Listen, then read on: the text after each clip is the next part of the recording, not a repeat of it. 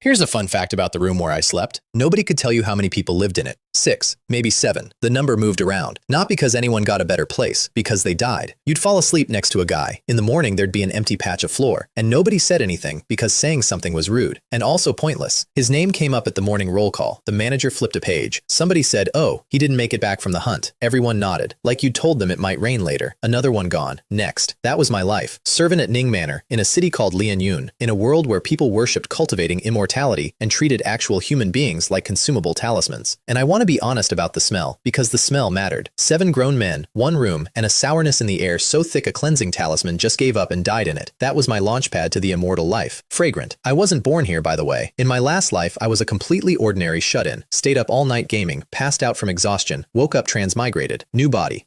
New name, Bai Ming, age 22, a level 1 CA cultivator with the natural talent of a wet log. The original owner had been stuck at level 1 for years, long enough that every respectable sect in the region had quietly closed its doors, its windows, and its heart to him. So he'd signed on as a servant, hoping to scrape together enough resources to break through. Wealthy families loved servants like us. If one of us died on a job, they dug a hole. That was the whole funeral. No compensation, no banquet, no awkward follow-up questions. So that morning I lay on my hard little bed, watching the icy water drip off the eaves, and I had one very clear thought. I am going to die in this room, soon, over nothing. And then the universe, which it turns out has a sense of humor, decided to do something about it. They had me on beast butchering duty. A hunting team had dragged in a first-tier Yao beast. Enormous, thick-hided, the kind of thing that kills 2 Xie cultivators just by being in a bad mood near them. My job was to take it apart. Bones, hide, sinew, organs, every scrap worth money. I picked up the knife, made the first cut, and a screen of light bloomed in the air right in front of my face. I grabbed at it. My hand went straight through.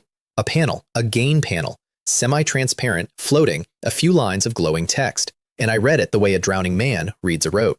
Name, Bai Ming. Lifespan, 22 out of 71. Realm, see a level 1, 25 out of 100. And down at the bottom, skill, anatomy, beginner, 761 out of 1,000. A golden finger, an actual, honest-to-God cheat panel. In my last life, I'd read 1,000 web novels where some loser gets transmigrated with a system. I spent every one of them thinking, sure, must be nice. And now, here it was, glowing over a half-skinned monster, telling me every skill I practiced would climb, number by number, exactly like the experience bars in the games that got me killed in the first place. I made another cut. The number ticked, 762. Another, 763. I would love to tell you I felt awe, reverence, the weight of destiny settling on my shoulders. What I actually felt was the exact dopamine hit of a slot machine paying out.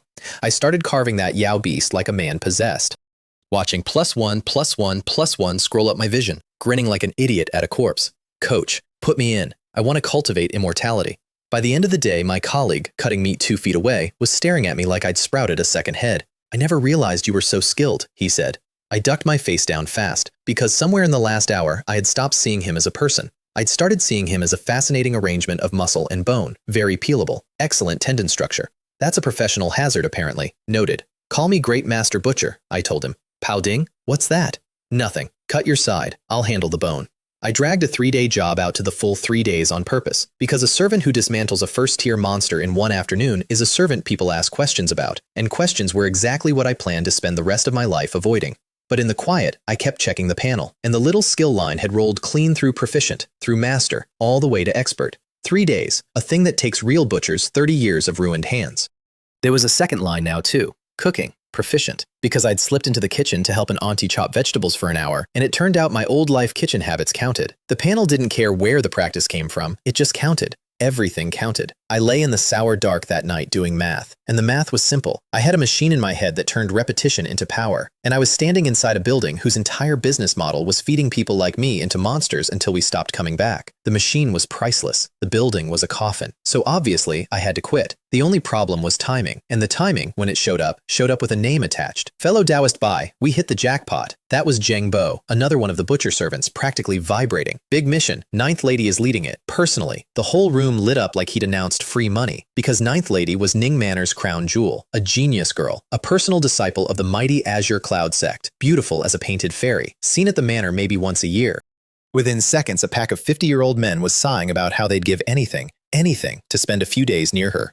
I did the opposite of sighing. My blood went cold, because here is what the genius girl is leading this mission personally actually means, if your survival instincts work. It means the mission is so dangerous they had to send the single best person they own. Everyone else in that room heard romance. I heard a very expensive way to die at level 1. So I went to find Gao Lei, a fellow low-level servant. Guo'd been sighing the loudest, and I gave the finest performance of my new life. I told him, tragically, that my one great regret was I'd never get to see Ninth Lady up close, on account of being weak and unworthy, and afraid I'd only drag her down. Also, mumbled, a little short on cash this month. His eyes lit up like a gambling hall. Guo'd been eyeing this exact chance to climb the ladder by getting close to greatness, and now here I was, handing it over. Transfer the mission to me, he said, already reaching for his purse. 3 low-grade spirit stones. I saw her once, half a year ago. Even the gods in heaven couldn't compare, honestly. 4. Fine. 5. 5, and not one more, or I walk. Deal. I tucked 5 spirit stones into my pocket and watched him beam like he'd won the lottery. And I felt only the smallest, most manageable pinch of guilt. It was a fair trade. One party willing to give, one party willing to receive. I was, technically, selling a man a chance he desperately wanted. I was also selling him my seat on a bus with no brakes. But he didn't ask, and I didn't clarify. Then I went to Supervisor Kai and told him I had an old injury and needed to go home to recuperate. And, while I was at it, resign. Guo didn't want me to. I was easygoing, I was hardworking, my knife skills the last 2 days had genuinely impressed him. Do you know how many loose cultivators would kill to be in your position? He said. I did know. That was the whole problem. I kept my face grave and my voice level. My mind is made up. I moved out of Ning Manor that same day. Everything I owned fit in one pocket. That's how much a servant accumulates in years of loyal service in the immortal world. One pocket. I glanced back at the place once, felt something almost like emotion. Then I turned east down the Bluestone Road and let one thought fill my whole chest. I'm free. Spoiler, I was not free, but I got a few glorious weeks of thinking I was, and I intend to enjoy every one of them in this retelling, because it goes downhill from here in ways I could not possibly have seen coming. Lianyun City has 2 halves. The West District is where the great families live. Clean, guarded, expensive, full of people who became someone at the Azure Cloud sect and dragged their entire clan up the ladder behind them. The East District is where the loose cultivators wash up. Rootless people, no family, no sect, no net under them. They call it the Loose Cultivator District. There's no wall between the 2 halves, no checkpoint, no gate, just an understanding hanging in the air about who belongs where, a wall built out of the fact that nobody ever crosses it. I crossed it going east, because I just lost my West District job, and rent over there is priced like the landlord charges you per breath. I was hunting for a man named Guo Cheng. Guo'd been one of the best at Ning Manor in his day. And back when I was nobody, he'd taken a liking to me, for no reason except that I was young and he was kind, which in this world is basically a superpower. Finding him was its own small nightmare. Nobody knew the name. Finally, somebody lit up. Oh, you mean the guy who sells meat, missing an ear, and gave me directions that went straight, then west to the end, then north, then east, then north again, then a little east. I asked the sky, out loud, at that point, can you people not just say left or right? But I found him. Old, 1 ear short, 60-something and still sharp-eyed, and genuinely delighted to see me, which is more than I can say for most reunions. When he heard I'd walked away from Ning Manor, he sighed the sigh of a man who's watched a lot of young people make a lot of choices. Then he helped me find a house. Now, I had exactly one criterion for a house, and it was not square footage. It was who lives next door. Because in a district full of desperate people, the single most valuable thing money can buy is a neighbor too scary to rob. And the house Guo Cheng pointed me toward sat right beside the home of one Feng Jian, older than Guo Cheng, higher cultivation. A chivalrous, generous, universally respected figure that nobody in their right mind would start trouble around. The rent was half a spirit stone more per month than anywhere else on the street. The landlord looked at me like I was an idiot for not already knowing why. I paid it without blinking. In this world, land is worthless. Houses are worthless. Safety is the only thing with a real price tag. And I have always been willing to pay for safety. Willing? I'm enthusiastic about it. Put it on my tombstone. There was just one small problem, which I discovered right after moving in. Feng Jian wasn't home. I brought gifts to introduce myself to my terrifying protector, door shut. Went back the next morning, shut. Turned out he was away on business, at the Azure Cloud sect, and had been for a while. I'd bought a house specifically for the school district, and the school was closed for renovations. I went and negotiated a partial rent refund out of the landlord over it, because I am nothing if not petty about money I've spent. But the man himself would not appear for a long time. Hold that thought. His absence turns out to matter. First night in the room that didn't smell like 7 dying men. Bed with no snoring, no sleep talking, no sourness, and I could not sleep at all. Because at Ning Manor, grim as it was, there were bodies around me if something went wrong. Here I was alone, in a house, in a district where the worst had washed up. And for the first time, I understood exactly how thin the wall between me and the dark actually was. So I got up and did the one thing that ever made me feel better. I practiced. There was only one thing on my panel I could grind for free, a sword form called Gentle Breeze 9 Swords. The whole philosophy is quiet and fast. Kill the thing before it makes a sound, so the bigger, worse things in the forest don't hear it and come looking. 9 forms, each harder than the last. Most cultivators learn the first 3. A rare few reach the 5th. The 6th, you can count on one hand. The 7th, they say only a handful of living people know. Nobody has ever seen the 8th or 9th performed at all. I worked from 5 in the morning to 9 at night, in a small courtyard, day after day. In about 10 days, I hit the 6th form, the one you count on one hand. For a normal person, that's a lifetime achievement. For me, it was 10 days of a machine going ding. You want to know the best kind of happiness? A 9 to 5 is a kind of happiness. A 9 to 5 with a cheat panel that shows you every point of progress in real time is a higher kind entirely. I loved my job. My job was getting stronger, and I could watch it happen, one number at a time. Then Guo Cheng knocked. Guo assumed I'd died in there, holed up for days, never coming out. Guo sold meat at the market and needed a hand. Would I help out? Guo'd pay me the going rate. Of course I would. But this is where the panel started earning its keep in public, because I picked up his knife, and the whole market watched a scrawny nobody debone a Yao beast so cleanly the meat fell off the bone with nothing wasted, the precious tendons peeling free intact. The whole thing one long, unbroken motion. Guo Cheng, who'd butchered for decades, stood there with his jaw on the floor. "You've been doing this at Ning Manor all these years?" "More or less," I said, vaguely. A skinny customer asked for 10 caddies. I sliced, handed it over, told him 10, not an ounce more or less. Guo blinked and wouldn't take it. How could I know without weighing it? So I told him the truth. My eyes are my ruler. Guo waited anyway. Exactly 10 caddies. Exactly. A middle-aged woman got competitive, ordered 20, promised me an extra silver if I nailed it. I nailed it. Word went down the row, and a day's worth of meat for 2 people sold out in half a morning. The neighboring vendors watched the customers go slack-jawed and grinned, you fools, completely forgetting they'd made the exact same face at me an hour earlier. I could have turned it into a show every single day. I chose not to, and I want to explain why, because it matters. There was a butcher across the way. Big man, thick beard, 2 henchmen, one fat, one thin. And he kept shooting glances at Guo Cheng while I worked. 2 years back, this bearded man had a brother who was a guest elder at a West District family, and that connection had made him arrogant enough to stomp on his own hunters and roar at them for coming home empty-handed. Then the brother died, and the beard got quiet. Quieter, not gone. I watched his eyes and thought, a man's temper doesn't retire just because his protection does. So I stopped shouting, stopped showing off. I just sold meat, quietly, and tried very hard not to become a fascinating problem for a man with a grudge and 2 spare pairs of hands. It was during those market days I overheard the thing that changed my whole plan. A cultivator came by, not for meat, for raw hides. 63 caddies of them, top quality. And when I asked Guo Cheng what anyone wanted with raw hides, he told me, talisman parchment. The base for a talisman can be paper or leather. Cheap talismans use paper, but the high-end ones, the ones that hold real spiritual power and the heavenly Tao's laws inside them, paper can't carry that. Those need hide, prepared into parchment, and it's brutally difficult, all of it in the knife work. One wrong slip and the parchment's ruined, or worse, it looks fine, and then fails when someone tries to draw on it. Lots of people study it, almost nobody succeeds, and it pays far, far better than meat. Difficult, few competitors, all in the knife work. I sat there with an expert rank anatomy skill quietly humming in the back of my skull, and I thought, oh, this trade was made for me.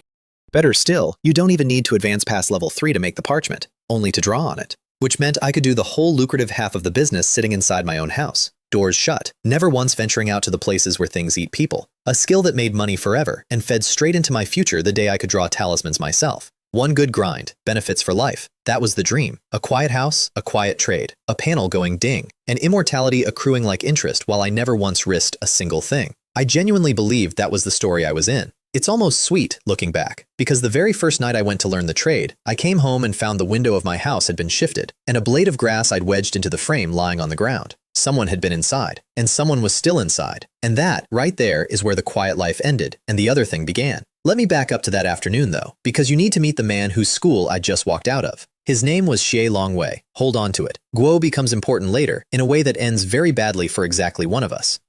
Xie Longwei taught talisman parchment. There were better teachers in the city, but the good ones were picky, pass an assessment, or get lost. Xie Longwei had no assessment. Guo had a price, 40 low-grade spirit stones, 3 days of lessons, learn it or don't. And when the 3 days ended, the contract ended on the dot with no refunds and no extra explanations. Cheap, open to anyone who paid. It was, everyone agreed, very Xie Longwei. After I handed over the 40, I had 13 spirit stones left to my name. Spending money is easy, making it is not. I would be relearning this exact lesson roughly every 4 days for the rest of the year, and I still hadn't gotten tired of being surprised by it. The school itself was a shabby courtyard that did not match a man who charged 40 stones a head. A yawning young disciple took my money, handed me a book and a set of tools, and sat me in a yard with the other students. The book was hand-copied, half-legible, obviously pirated by one of his own apprentices. And there, in the row ahead of me, was a face I half knew. Sun Kai, a middle-aged man from a few doors down from me. We'd nodded at each other on the street.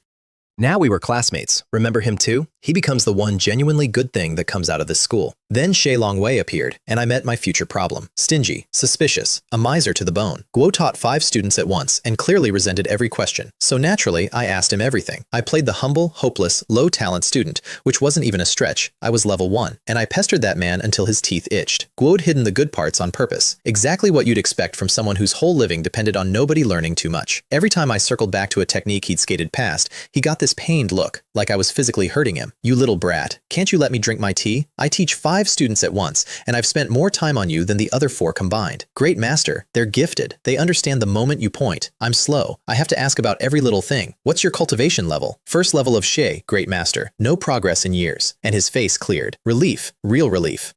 Because he'd just watched me ask a string of dangerously sharp questions, and for a second, he'd been afraid I might actually learn the whole thing. But no, low cultivation, no talent, can't possibly absorb it. Guo relaxed. No wonder you can't master the simplest techniques, he said, almost pitying, and let his guard down another inch. That inch was the whole game. Because while he pitied me, I was watching my anatomy skill quietly do most of the work anyway. Many things are connected. A knife is a knife. Every time he demonstrated, I stole a little more. And every time I circled a technique he'd rushed, he'd catch himself too late, having already said too much, and finish with the same weary line. When you graduate, don't ever tell anyone you learned from me. Sir, believe me, I was not planning to. We both walked away from that school thinking we'd played the other. Only one of us was right. Remember that. So, that first night, walking home in the dark, learning too late that the road after sunset is not a road you want to be on, and getting home to find the grass gone from my window frame. Someone had been inside. Someone might still be. I didn't go in the front. I bent low.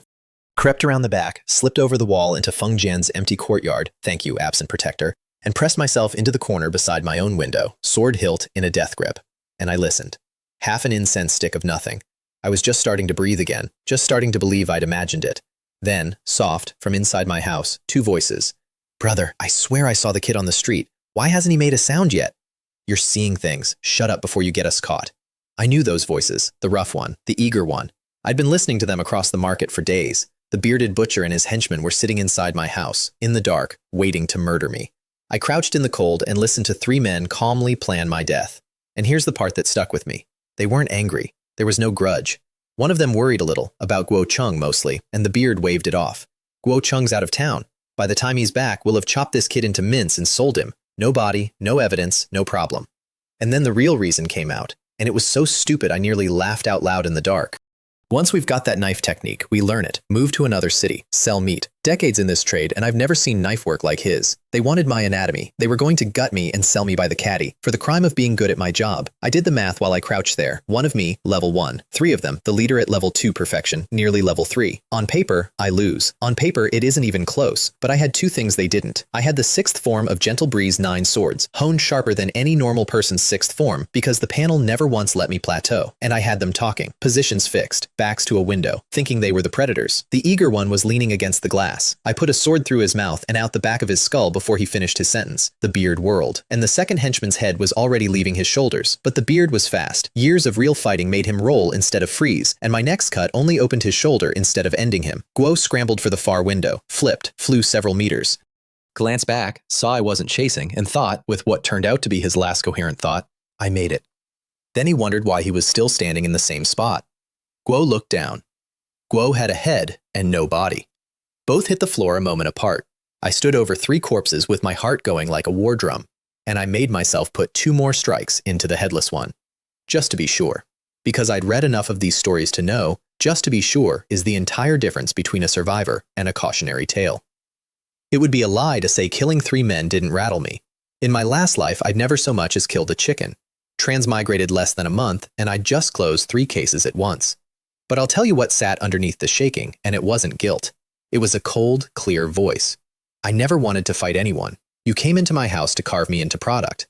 I tied the 3 of them together, waited 2 hours, then moved them out under full dark to one of the collapsed, abandoned houses I'd clocked on my way to Xie Longwei's. Perfect for a body, nobody ever goes in. I came home, scrubbed the blood, rebuilt the window through the night. And I did all of it without panic, for one reason. Guo Cheng had told me these three had no family, no friends, no one. Kill a nobody with connections, and you pull the thread that unravels you. Kill a nobody with no thread at all, and the world simply does not notice. 3 loose cultivators who'd made enemies of half the market. Gone one night, everyone would sigh, nobody would look. Reality is that cruel. That night I was deeply, personally grateful for it. Then I dumped their pockets on my desk, and the tension turned all at once into pure joy. 261 low-grade spirit stones. I'd scraped together barely 100 in years of servitude, plus talismans, gold, silver, 4 books I didn't want. Combined with my savings, I was suddenly sitting on 374 spirit stones. Murder and arson make you rich, the saying goes, but robbery makes you rich faster. I was starting to understand why so few cultivators bother with the righteous path. I bumped my emergency reserve up to 200 stones, told myself solemnly that this reserve was sacred, never to be touched except in true crisis. Then I went to sleep a wealthy man. It lasted right up until the next time I needed to buy something. I finished the 3 days of the school like nothing had happened, greeted my neighbors, made sure nobody so much as mentioned the beard. Nobody did. Loose cultivators are like ants. One goes missing, and unless he had a close friend, the world just quietly resizes around the gap. Some of them are dead for years before anyone thinks to wonder where they went. I did make one real friend at that school though, Sun Kai. My classmate, middle-aged, from a few doors down, widower, a 5-year-old daughter at home with a hired servant, and he was the only one earning. Guo tried to learn talisman parchment twice and washed out both times, so now he mostly made the finished hides. The first stage, the boring reliable part. Hair off, fat scraped, soaked 5 days in medicine, dried in the shade, cut to size. No skill, no failure, no risk. Guo'd sell me those hides and I'd do the hard part at home. Guo was thrilled. I'd just become his best customer in one sentence. His little daughter met me too. I came by for hides once and she was in the yard, sticking her bottom in the air, shaking a bell at a bug on the ground, trying to concuss it into submission. I asked where her father was. She informed me, gravely, that she didn't have one. I asked her name. She informed me, more gravely, that her father said girls should be reserved and not tell strangers their names. Then a bag of my Yao beast jerky accidentally fell out of my coat.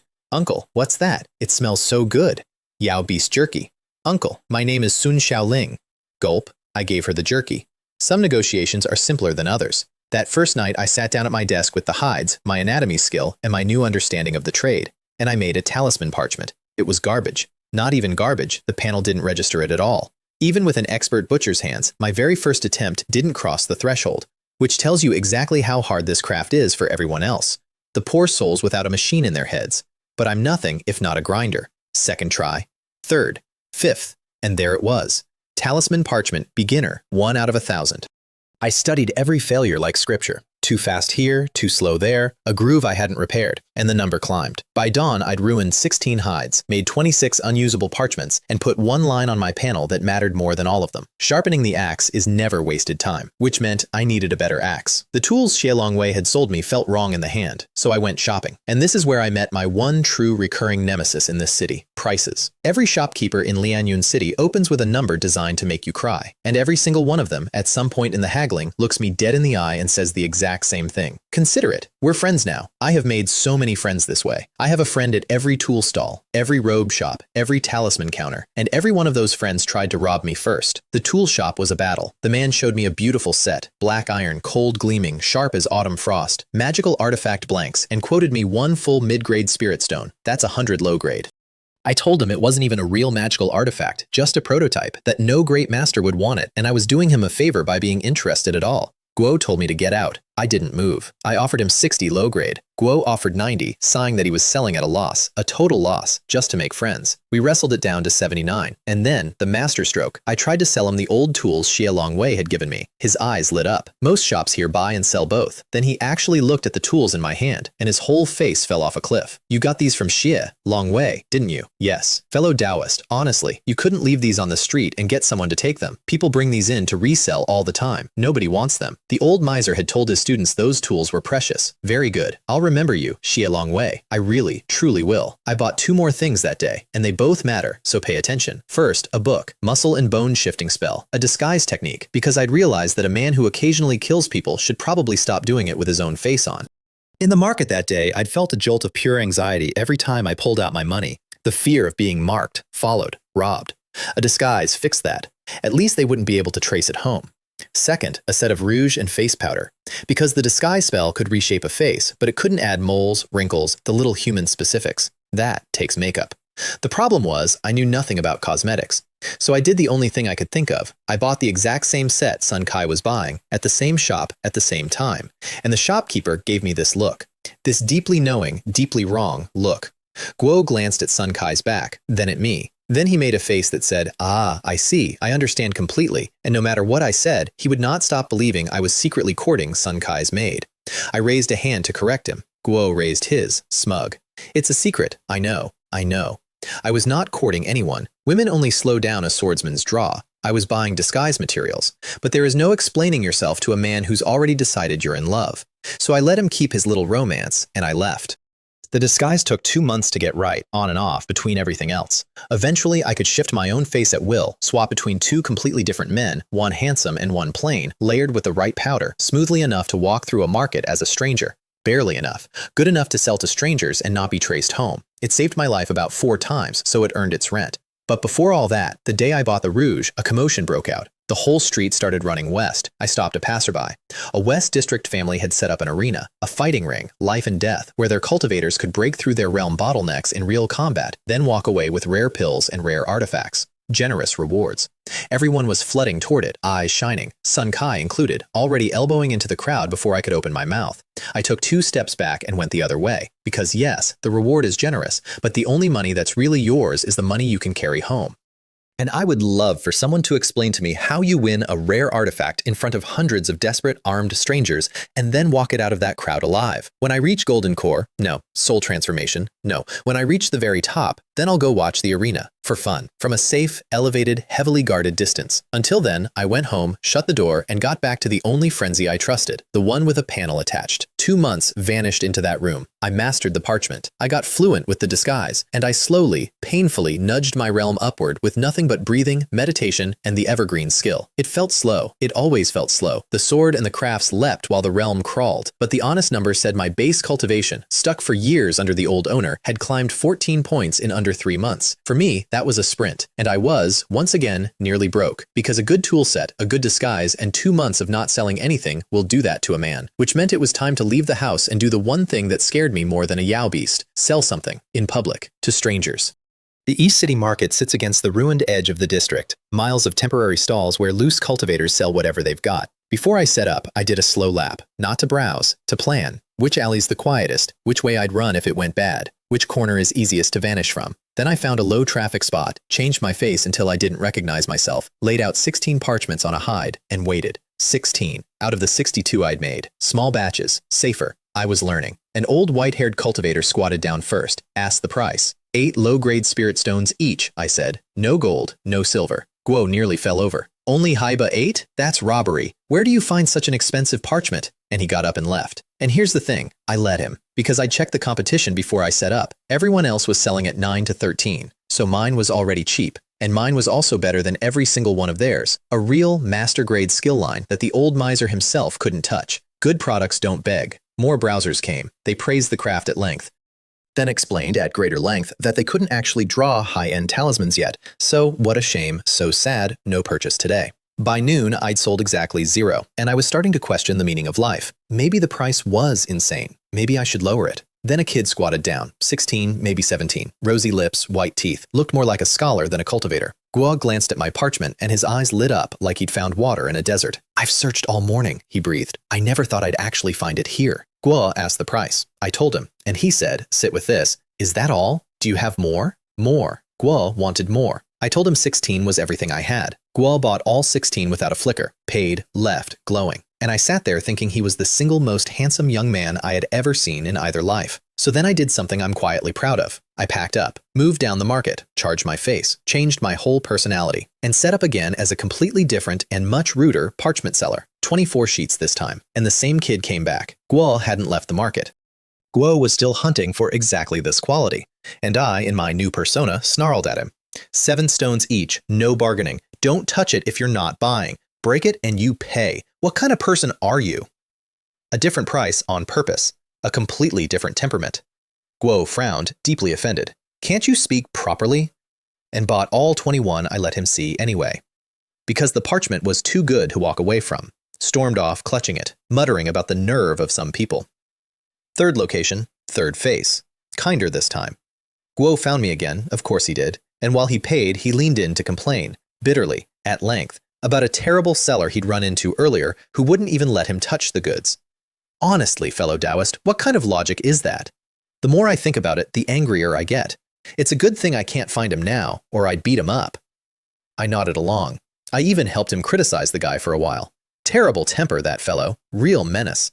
Nothing at all to do with me, Bai Ming. For the record, I sold my entire stock to one boy across 3 disguises, and he spent the whole afternoon vowing revenge on 1/3 of me. Best day I'd had since transmigrating, but it also taught me something ugly, and I want to be clear about it. I've been so careful about being robbed for my money that I'd forgotten valuable skills get you robbed too. This exact parchment, this exact quality, was itself a target painted right on my back. I filed that away. It becomes important. It becomes, in fact, the whole back half of this story. Somewhere in those market days, I ran into Zheng Bo. You remember Zheng Bo, the one who was so thrilled about 9th Lady's mission, the jackpot, the opportunity of a lifetime. Guo was in the loose cultivator district now, hair a mess, face hollowed out, walking with a heavy limp on one ruined leg. Guo patted it and made a joke of it. At least it's just the one leg. At least I'm still alive. The mission had gone exactly the way my survival instinct had screamed it would. The team went into the endless forest the day after I left. 10 people, 9th Lady leading. Plus, a Foundation Establishment guest elder from the Azure Cloud sect, a tier of power most loose cultivators never see once in their whole lives. And it wasn't a hunt. 9th Lady kept checking a map, kept going deeper, walked right past first-tier beasts they could have swatted like flies, because she wasn't there for beasts. On the 6th day, a downpour came and wouldn't stop. She went deeper anyway. On the 9th day, they hit a second-tier demon beast that had been possessed by an evil spirit. The kind of thing even a Foundation Establishment cultivator can't predict. 5 dead, 5 crippled. 9th Lady carried back barely alive and hauled straight off by the sect. And Gao Lei? I asked. And I don't fully know why I asked, except that I'd sold that man his seat for 5 spirit stones. Zheng Bo sighed. Guo didn't make it out, but he threw himself in front of the evil spirit to shield 9th Lady. So he got what he came for, didn't he? I didn't have anything to say to that. I remembered him gripping my sleeve. So alive, so certain. We cultivators fight against heaven, against earth, against fate. Opportunity is something we seize. Guo seized it. It killed him. And in the last second of his life, he became, briefly, exactly the hero he'd wanted to be, guarding a girl he barely knew from a thing that should have killed everyone. I sold him that seat. Guo thanked me for it. Guo handed me 5 stones and said he was grateful. I've carried that quietly ever since. I don't tell many people. Some things you just keep. I wished Zheng Bo well, took his new address, and did not give him mine. I told myself I'd made the wise choice back then. I had. But wisdom and comfort are not the same thing. And I walked home not feeling wise at all. The market, meanwhile, had been watching me too. I found out exactly how, because the 2 men who decided to rob me narrated their entire process to each other first, out loud, for 10 minutes. I got the whole seminar. A dark-skinned cultivator was mentoring a wide-eyed kid in a green robe. Same hometown. The kid's father had entrusted him. It was all very wholesome for a mugging tutorial, and the lesson, delivered while pointing straight at me, went like this. Step 1. Assess strength. Guo sells parchment, not talismans, so he's level 3 at most. Because who does the low-paying job if he can do the high-paying one? Step 2. Confirm he's alone. Nobody's spoken to him all day. Step 3. Assess wealth. No artifacts on his weapons or robe, plain clothes. Not rich enough to be dangerous, but he sells parchment, so not poor enough to be worthless, perfectly suited to help us cultivate. And when the kid, eager, asked when they'd rob me, the mentor corrected him, gently, like a patient teacher. This isn't robbing. This is the other Dao having a kind heart, willing to give us a little money to help our cultivation. Guo's accumulating merit. I have to admit, as a philosophy, it has range. They caught me a few steps out of the market, one on each side, something hard against my ribs. The dark one grinned and explained that his spell was Spirit Flick, that he was a beginner and tended to flick uncontrollably when nervous, and I wouldn't want that, would I? Also, he was level 3, so I had no chance. I did the math and stayed perfectly calm, perfectly pleasant. I praised his devotion to the market's stability. I told him a little spirit stone was nothing between fellow cultivators, only right and proper. And I handed over a purse, spirit stones, not gold, so it looked like the real thing. Guo relaxed. Then he asked for my sword, too. My pupil shrank, my hand twitched. I let him take it, smiling, and watched the 2 of them back away into the crowd and vanish. Here's the thing about that sword. It wasn't worth a single spirit stone, but I'd carried it for years. It had my marks on it. It even had traces of Ning Manor. In the hands of 2 men who'd already sized me up as a lamb, a marked sword is a leash. If they ever wanted to, they could follow it right back to me. So the moment they thought they'd won, I'd already decided they were going to die. There was no version of this where I let 2 strangers stroll off with my name in their pocket. They went to a quiet alley to split the day's take. 3 victims, several dozen stones, a good haul on top of a big score from a few days before. The dark one was in a wonderful mood, right up until he turned the corner into a flash of cold light. Guo flicked his spirit energy in a panic, retreated, looked down. His legs were gone. My sword was too fast, the alley too tight, no room for his ranged advantage to matter at all. Gentle breeze. Fine rain, no wind in the cave. Sixth form. Guo died on the ground with his eyes wide, unable to believe the lamb he'd just fleeced was standing over him. The kid in green, I did differently. I'd watched him the whole time. Guo'd been trembling when he threatened me. Guo was a novice, a whole village's hope, who'd failed the sex exam and gotten swept up by a smooth-talking fellow villager. I put a sword through his arm and asked my questions, and he gave up everything instantly. Because the will to live is louder than loyalty. Was anyone else behind this? No, just Mentor Bai, who'd picked me out as the perfect mark. Then he asked if he could live. Guo couldn't. I gave him a clean, fast end. Because it was the only mercy the situation had left, and I did it anyway. Mentor Bai, who'd been so proud of reading people, had assured his student that I was a coward with no grudges. Perfectly safe. Guo was right about the coward part. Guo was catastrophically wrong about the grudges. And he took that lesson to the grave with him, still confident, right up to the end, that he was an excellent judge of character. I looted them, erased my traces, changed my face twice on the way out, and walked home shaking a little less than the first time. Practice makes perfect, even at this. A man who'd never watched a fight in his old life now drew and killed like it was a chore that needed doing before dinner. The environment changes a person. I didn't love what it was changing me into, but I loved being alive more, and those were the only two options this world was handing out. The loot was another overnight fortune, 459 spirit stones, some talismans, 2 short swords, and one of them was a genuine first-tier low-grade Dharma sword, my first magical artifact, ever. And I got it off a man who tried to mug me. I sat there turning it over in the lamplight like it was made of stars, because it was the first one, and you only get one first. But under the joy sat a cold fact, and I made myself look at it. The dark one had grazed my arm before he died. One bloody line where his spirit flick clipped me, even though my sword was faster and my footwork tighter. That gap was cultivation. Not skill, cultivation. My sword could kill 5 levels above me, and my realm still left me bleeding in an alley.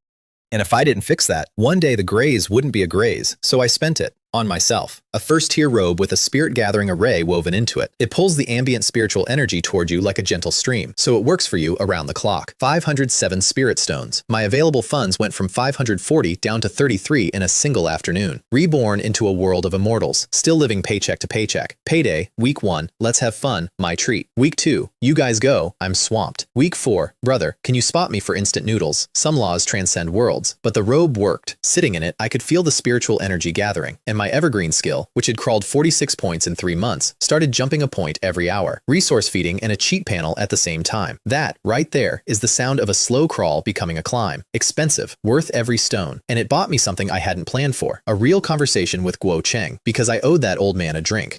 And I was about to learn that under the teasing and the threats and the one missing ear, he was carrying something heavier than any of us.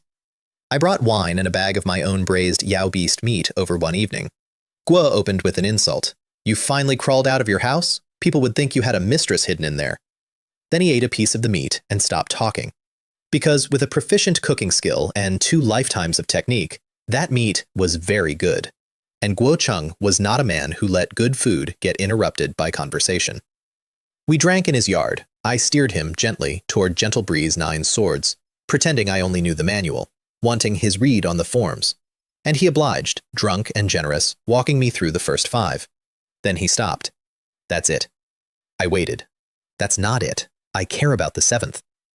Few people ever learn the later forms. I don't know them, so how would I? Guo shrugged. The 6th, a handful of people in the city can do. The 7th? That's a heavenly thing. Sword and spell fused into one.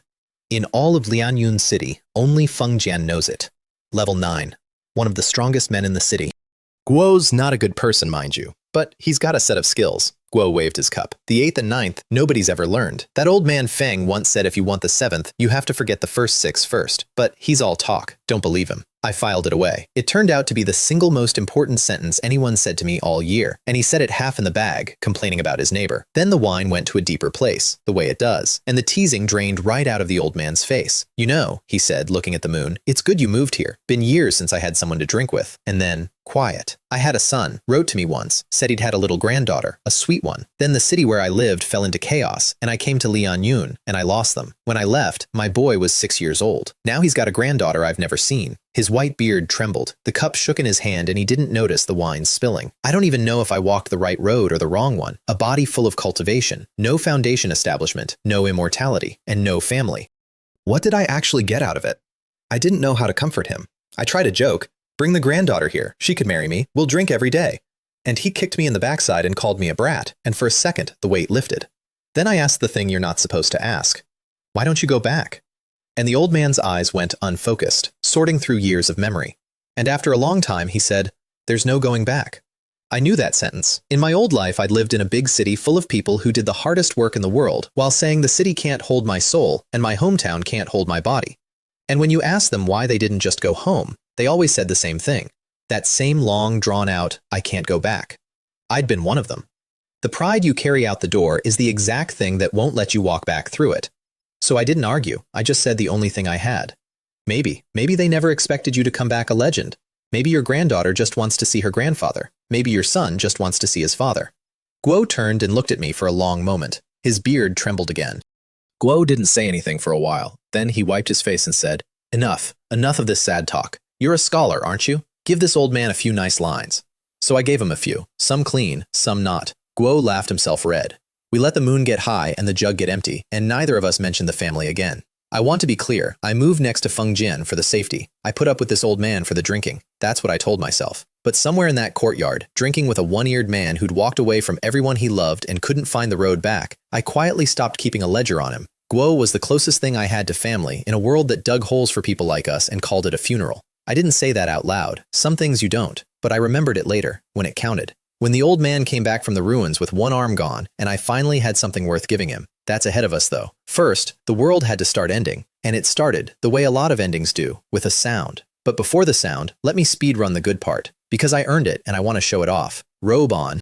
I shut the door and poured everything into cultivation, and the evergreen skill hit proficient, and the instant it did, my realm didn't tick. It lurched. 37 points in one breath. Like a fog I'd been squinting through for months just tore open all at once. Then it broke clean through to ZA level 2, and my lifespan quietly climbed from 71 to 75 along with it, which is the sort of detail that makes a man extremely fond of his cheat panel. I'd shed the bottom rung. 4 months in the district, level 1 to level 2. The old owner spent years failing that jump. I didn't stop there. I learned an aura concealment technique, so a level 2 cultivator could show the world a level 1 face. Because keeping a low profile is the whole religion. I bought a movement art called Cloud Smoke Step, built for exactly one purpose, running away. And I ground it out by pairing it with my swords until my footwork could turn a straight line into 3 ghosts. And then I cracked the thing that had been beating me for months, the 7th form. Guo Cheng's drunk hint, forget the first 6. I'd tried it and gotten nowhere. But I'd bought a battered annotated copy of the sword manual at the market. Some long-dead obsessives collected notes, and buried in the 7th form pages was the missing half of the sentence. The first 6 forms are a cycle. Breeze rises, breeze moves, breeze dies. The 7th is called Gentle Breeze Reappears. It starts over, from the very bottom, and it demands you approach it like a beginner who has never once held a sword. I'd been treating it as sacred, approaching it with reverence, holding my breath. It didn't want reverence, it wanted humility. So I sat down and practiced it like I knew nothing at all. And after a few tries, the panel blinked. Gentle Breeze 9 swords, 7 styles, 1 out of 1,000. Months of banging my head against a wall, and the answer was to stop being impressed with myself. There's a real life lesson in there. I chose not to learn it and just kept grinding. I took the 7th and 8th forms out to the safe outer edge of the Sunset Forest to test them. And okay, I need you to understand the difference. The first 6 forms are sword technique. The 7th is something else entirely. It punched a bowl-sized hole clean through a tree trunk. From range, it turned a squirrel into a red mist mid-squeak. Its little scream didn't even get to finish. Sword and spell fused into one, a blade that's halfway to becoming a flying artifact. I stood there in the trees feeling my self-defense number quietly double. And I noticed something else, a small hidden cave in a hollow nearby. Narrow mouth, solid rock, screened by brush, empty. That'd be a good place to hide, I thought, if I ever needed one. Hold that thought. I needed it about 3 weeks later. It saved my life. I want to give you two smaller scenes from that stretch though, because a man cannot live on murder and cultivation alone. Scene 1. The bath. After one of those forest practice sessions, I found a clear green pool and decided a Xie level 3 body deserved a cold swim. So I stripped down, got in, and, feeling strong, feeling myself, climbed out, picked up a big smooth rock, shielded it from spirit energy, and punched it with pure physical strength, just to see. It shattered, fragments flying, ripples spreading. 10 months of gentle breeze training, and I'd become, against my will, a muscular hunk. So ethereal being. Very shedding my flowing robes to become a slab of beef. I turned to a tree, cocked my fist to test that too, and a voice cut across the water. Fellow Taoist, don't hit it. If you punch that, the tree will definitely break. I froze, spun into a defensive crouch, looked up. And there was a female cultivator sitting in a tree, blushing furiously, having watched the entire naked physics demonstration. Her aura concealment was so good I hadn't sensed her at all. She swore she'd been asleep, that she'd only woken when the rock exploded, that she'd leave right now so as not to disturb my bath. I breathed out. Fine. Misunderstanding. And then her face went even redder, and she asked, Fellow Taoist, that spell you used to catch the fish with your bare hands? Could you teach me? I'll pay you a spirit stone. Fellow Taoist, please, have some self-respect. There was a whole naked man in this pool, and you have questions about fishing technique. She left, looking back every few steps. I lost, spiritually, that day. Huge losses. Do not want to discuss it further. Scene 2. The feast. Because sometimes the world is beautiful, and you have money. And I decided one autumn evening to cook, not braised jerky, fresh. So I cooked rice, then stir-fried yao beast, then braised a big blue fish, then a plate of greens. Then I checked, and we were missing a soup. So I made a meatball soup. Then I checked, and we were missing a cold dish. So I made a cold cucumber salad. Then I checked again, and we were missing something spicy. So I made a spicy rabbit head. Then it was perfect. I picked up a bowl to serve rice, decided it was too small, and swapped it for a bigger bowl. I carried it out to the courtyard, lingered near Feng Jian's door hoping to be admired, saw no one, and went and shared it with the neighbor on the other side instead. I'm not the kind of man who shows off. I just wanted someone to see the spicy rabbit head. Those are different things. Anyway, that was the good part. Now, the sound. It came at dawn. A single deafening boom from deep in the endless forest to the east. So big it woke the whole district and put every neighbor in their courtyard, staring the same direction. I asked around. Nobody knew.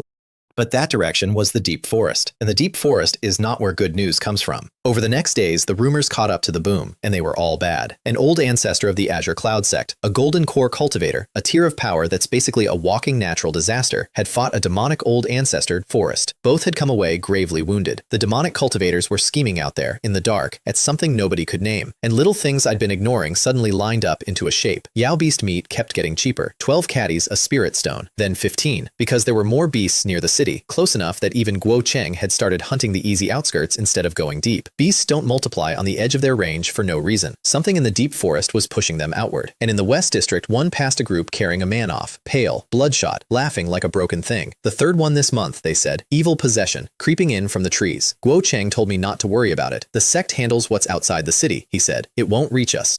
Not for 2 or 3 years, even in the worst case. And he was mostly right about the timeline, and completely wrong about the destination. I filed the whole thing under keep watching, run if it moves, and went back to my quiet trade. Somewhere in there, my terrifying protector finally came home. Feng Jian, the legend, level 9. The only man in the city who knew the 7th form. I'd been living beside an empty house for months, but the first time we actually met, it was because a city guard tried to shake me down. A squint-eyed guard named Chen came by on a routine inspection for demonic cultivators. Press your palm to the jade. Prove you're not corrupted. Fine, I did. And then, smiling, eyes narrowed to slits, he informed me the inspection fee was 5 spirit stones. I was assembling a polite way to say absolutely not when a voice came over the wall. Fellow Taoist Chen, I've never heard of any inspection fee. The squint vanished off Chen's face like someone wiped it with a rag. Suddenly he was all deference, all bows, because it was Feng Jian. The guard rushed through his check, forced a smile, and got out fast. And the old man told me not to mind him.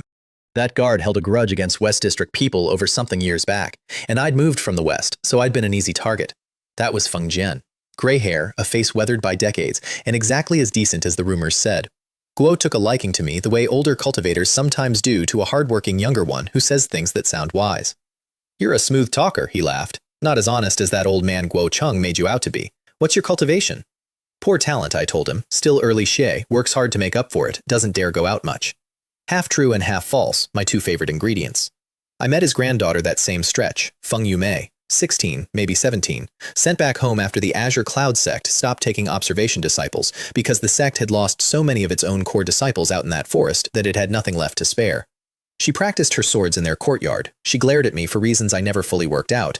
And once, when her grandfather quoted my own "the early bird catches the worm" line back at her and hauled her out of bed before dawn to train, she turned and gave me a look that could curdle milk at 40 paces. For the record, I did not say anything. I just exist. And somehow, that was enough to ruin her mornings. I heard her, through the wall, "Grandpa, why are you waking me before dawn? Didn't you see? It's already getting light." It was not getting light. I felt genuinely bad for about 1 second. And through all of it, the numbers kept climbing. I sank into 3 more months of near total seclusion, and my realm broke through to G level 3. 9.5 months in this world, from the bottom rung to the 3rd floor, on pace to hit foundation establishment in a couple of years, a time frame that meant nothing against a 75-year lifespan. I did the math and got misty-eyed about the future. Reach foundation establishment. Find a spiritually rich cave deep in some forest. Retire. A few beautiful female cultivators. A quiet grind. 10,000 peaceful years, far from every city and sect and their endless killing. That was the plan. A corner. A door that shuts.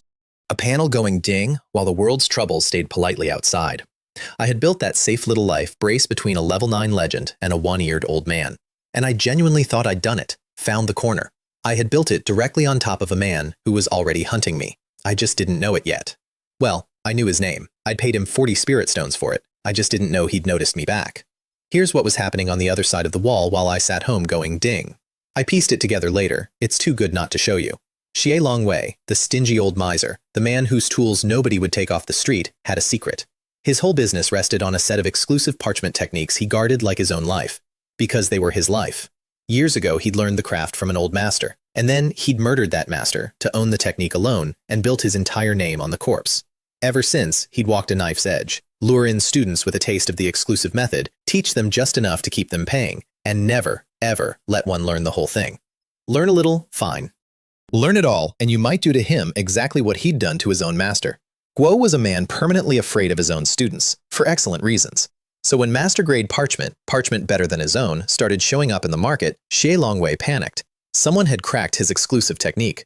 Guo sent his sharpest disciple to hunt down the source, a hawk-eyed man named Ouyang Han. And Ouyang Han had a tool for the job, a mind-controlling bell. It muddles a low-level cultivator's guard and loosens his tongue. Guo went stall to stall, cellar to cellar, ringing his little bell, fishing for the maker. Guo tested Sun Kai, my supplier, my friend, the widower with the 5-year-old, because my parchment had leaked into Sun Kai's hands. Picture the scene, Ouyang Han sitting in Sun Kai's yard, admiring the parchment, ringing his bell, while Sun Kai's little daughter runs around shaking that bell's twin, a toy she'd been given to play with, completely delighted. And under the bell's influence, Sun Kai, honest and clueless, insists over and over that he made the parchment himself, and clearly couldn't have, his own skill nowhere near it. So Ouyang Han crosses him off. But then Ouyang Han happens to be there the day I stop by, and I, a man whose entire survival strategy is built on not standing out, almost answer a technical question about parchment on pure reflex, the proud craftsman's reflex, before the word caution catches in my throat and slams my mouth shut. I bluff my way out looking like a modest, low-talent nobody. I thought I'd covered it. Ouyang Han didn't think so, and Ouyang Han reported to Xie Longwei in the old miser's shabby courtyard, under the moon. And here's the part I want you to hear, because it's a villain being very, very sure of himself. The detail that turned petty craft jealousy into a death sentence was this. The mind-controlling bell and Xie Longwei's other little toys bore a mark, the mark of the cave master. Xie Longwei wasn't just a murderer with a monopoly. Guo was on a leash, held by the demonic cultivators. The exact demonic cultivators the whole city was terrified of, feeding them spirit stones, running their quiet errands, taking pills as his pay.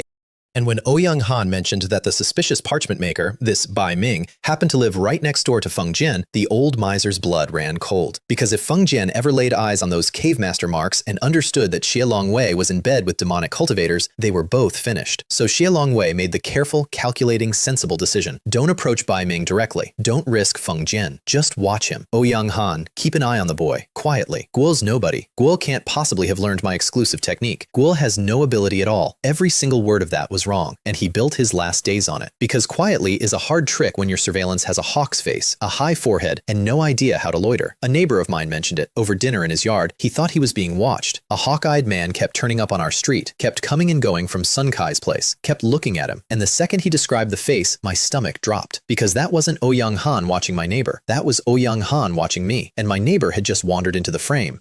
I sat there with my spicy rabbit head going cold in the bowl and worked the problem. Why? My only thread to Ouyang Han was parchment. It made sense Xie Longwei would care about parchment, but why send a disciple to shadow me for weeks over it? What did they think I was? I didn't know, but I knew one thing for certain. A thorn like that in your side means you don't sleep. So that evening, I changed my face, checked my hidden swords, slipped out, and followed the man who was following me. Ouyang Han led me, obligingly, into a deserted alley that was nowhere near his way home. As he turned the corner into an ambush stance, I hit him with a cloud smoke step, 3 ghosts smearing across the empty air. And the 7th form came out of one of them, fast as a snake, silent. It took both his arms off at once. The 3rd strike went through his belly and folded him against the wall. Guo looked at his arms. Guo looked at his stomach. Guo knew. And then, spitting blood, the man started to laugh. The robber gets robbed. Well done. And when I asked why he'd been watching Bai Ming, and he realized I was Bai Ming, his eyes went wide as a ghost's, because Bai Ming was supposed to be level 1. And he hadn't even seen the sword. Then the laugh came back, wet and awful. Since I'm dying anyway, why would I tell you? You're dead too. You did the parchment, didn't you? I knew it. The old bastard wouldn't believe me. You think you can kill me and live? You're dead. Ha ha ha. I cut his throat. The laughing stopped. But the laughing had already told me everything the words wouldn't. That wasn't fear squeezed out of a dying man. That was a man who knew, with total certainty, that killing him had just signed my death warrant. A vengeful, satisfied laugh from someone with powerful people behind him. Ouyang Han wasn't acting alone. Whoever stood behind him at least knew he'd been tailing me, which meant killing the tail didn't end anything. It started a clock. I hid his body in one of the abandoned houses, changed my face on the way out, and I did not go home. I stood in the dark instead, looking at a bloody sunset, and understood that the exact thing I'd feared since the beginning had finally happened. Kill the young, and you summon the old. Kill the old, and you summon the ancient. I'd killed the young, and something old had just turned its head toward me. I needed to know who. And in a city where information has a price, I knew exactly where to buy it, even if I had to crack open my sacred reserve to pay. Guo Cheng had let it slip once, drinking, that Lianyun City has no secrets, that if a man wants to kill you, he doesn't need to ask around about your cultivation. Guo can just go to a certain cloth shop in the West District and buy it, a place called Hong's Fabrics. I'd tucked that away, hoping I'd never need it. I needed it now. You don't just walk in and ask. There's a passphrase, an order for cloth no real customer would ever place. Guo Cheng had given me the shape of it. I went at dusk as a rough, unshaven cultivator and caught the hunchbacked shopkeeper just as he was closing. I need red cloth for a happy occasion, 6 feet long, 1 foot wide, trimmed in gold lace, patterned with emerald flowers, 26 of them, not one more, not one less. Guo tried to steer me to purple, testing me. I held the numbers exactly. Guo stopped closing the door. Inside, he asked plainly what I wanted to know, and when he ducked behind the counter to fetch a file, he lifted a heavy bolt of cloth, and for 1 second I saw only darkness behind it. And felt, out of that dark, a pressure. Not weak at all. There was a serious cultivator sitting back there in the shadows, and I understood, instantly, why nobody ever robbed this shop, or broke its rules, or came back with complaints. I bought Ouyang Han first. 50 spirit stones for a nobody. Read it here. Don't take it away. The hourglass is running. Family, cultivation, spells, address. And then the last line, which I'd already half guessed, and which still stopped my heart. Ouyang Han, secret disciple of Xie Longwei. Of course it was the old miser. Every loose thread pulled tight at once. I handed the file back and said the name out loud. Buy information on another person. Xie Longwei. The shopkeeper didn't blink. 160 spirit stones. My lips twitched. At my old earning rate, that was years of savings. Even now, netting 8 stones a month, it was nearly 2 years of surplus for one file. I paid it, because the alternative was dying uninformed, which is the very worst way to die, and Xie Longwei's file was a gift. Here was the whole man, laid out cold on a page. A first-tier loose cultivator. Bad at cultivation, freakishly gifted at parchment, who'd learned the craft from an old master and then murdered him to own the technique. I'd heard that part from his own disciple's dying breath, but it hits different reading it flat on paper. Guo'd hired a bodyguard once, a strong cultivator, and nearly gotten murdered for his money, so he never hired another, and grew permanently paranoid. Guo had one enormous secret vice, gambling. Frequented the dens year-round, hollow-eyed, always in debt, which is exactly why a man who raked in spirit stones by the fistful lived in a shabby courtyard. It all went to the tables. Guo kept a few close disciples running his errands, all level 2. Guo himself was level 4, well short of level 5. And critically, he'd built his home right beside a city guard leader named Xiao Bojian, the same trick I'd pulled with Feng Jian, buying safety by choosing a scary neighbor. The file's verdict on him was a single flat line. Xie Longwei, not advisable to rob. Big reputation, little money, several disciples, a guard chief next door. Bad risk, poor reward. For a robber, that's sound advice. I wasn't robbing him. I was doing a different kind of math. And my math said something the file had no line for. One of us was walking away from this, and it was going to be me. Because the moment he learned Ouyang Han was dead, he'd know. And after that, every day I stayed was a day he could reach me first. There was one more thread on that page. Unverified, but poison. Shi Longwei might have a hidden trump.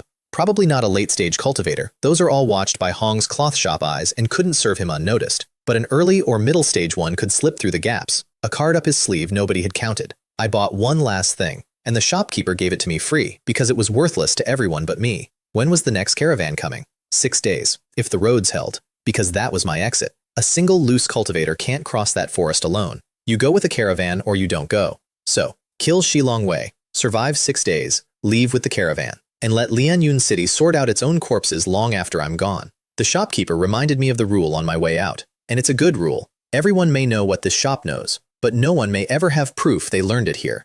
Mention the sale, and they come for you. And coming means a fight to the death. I understood. I spat out the pebble I'd been using to disguise my voice, changed my face twice on the way home through the dark, and sorted the dossier in my head. The old miser thought he was watching a harmless nobody, deciding, at his leisure, whether it was even worth the trouble to squash him. Guo had, at most, one night, before the nobody came through his door, wearing his own dead disciple's face. It had to be that night. If Shi Longwei didn't notice Ouyang Han missing tonight, he'd notice by tomorrow. And a suspicious old miser with demonic backers is not a man you hand a head start. Tonight, while the trail was cold, was the only clean shot I'd ever get. But there was a scheduling problem named Xiao Bojian. The city guard chief lived 3 doors down, and if I turned Shi Longwei's courtyard into a battlefield while a guard leader was home, I was finished. So I needed to know when the chief left, and, thank every god in this system, I already did. Because when the guards came around inspecting for demonic cultivators, the squint-eyed one had let slip that Captain Zhao's patrol ran from 7 to 9 in the evening. 7 to 9. Not 7 in the morning, not 11. I had a 2-hour window, handed to me by a corrupt cop's small talk. First, though, the hidden card. The file had warned that Shi Longwei might keep a second, unlisted disciple tucked out of sight. And a man that paranoid keeps his real trump where nobody's looking. So before anything else, I found that disciple's house from the file's address, went over the wall, and put a sword through his throat mid-meditation before he finished the word, who. It's rude to be scared your first time dying, I told him, cleaning up. You get used to it. 1 trump card, quietly removed from the deck. Then I put on Ouyang Han's face, hid my aura down to level 1, and slipped into Shi Longwei's courtyard to wait. 4 disciples were copying manuals in the backyard under an oil lamp. The old man was inside, and I crouched in the shadows and watched Captain Zhao's gate. Until at last, it opened. And the chief walked off down the street, chatting and laughing with 2 colleagues. I waited another half an incense stick, to be sure he was truly gone. Then I moved. I came off the wall on the breeze, straight for the 4 disciples. "Who's there? How dare you break in?" And my sword answer reached all 4 before they finished the sentence. They were braced. They shifted. They'd never seen a sword aura that tracked them like it was locked on. And they never saw the second one. All 4 hit the ground at once. Even a level 2 cultivator can't survive a single strike from a sword form honed past every ceiling the panel had. Then the house door blew off its frame and came at me like a battering ram. I split it mid-air and got shoved back on the blast. And there was Shi Longwei under the eaves, sword out, robes snapping in the wind. "You're not Ouyang Han," he said. "You won't even show your real face?" I didn't waste a word on him. Every second was a second Captain Xiao might come home early. Level 4 or not, I went straight for his face. And just as my sword tip found the line to end him, another sword came out of nowhere, turned mine aside. And something slammed me back so hard I tasted blood in my throat. A level 5 cultivator had appeared out of the dark in front of Shi Longwei, staring at me with a dead, flat face. The hidden bodyguard, the trump I hadn't found. Because it wasn't in the disciple's house at all. It was standing right here. And this was exactly why I'd been fighting Shi Longwei with only the first 6 forms, hanging a fat, tempting opening out where a lurking blade couldn't resist it. Snakes in the shadows don't strike until you give them a reason. I'd given him one. It had cost me the worst hit of my life. It had also dragged him out into the light. So I stopped holding back. Cloud smoke step tore me into after images. 7th form, the breeze rose again, and the flat-faced level 5 cultivator's face finally cracked. Because he knew the 6th form himself, which meant the man in front of him had the 7th, and in the entire city, only one person has the 7th. "Feng Jian?" he breathed. "Feng Jian?" Shi Longwei said at the exact same instant, and the terror in it was total. I let them believe it. I didn't confirm a thing. I just kept being the nightmare they'd already named for me.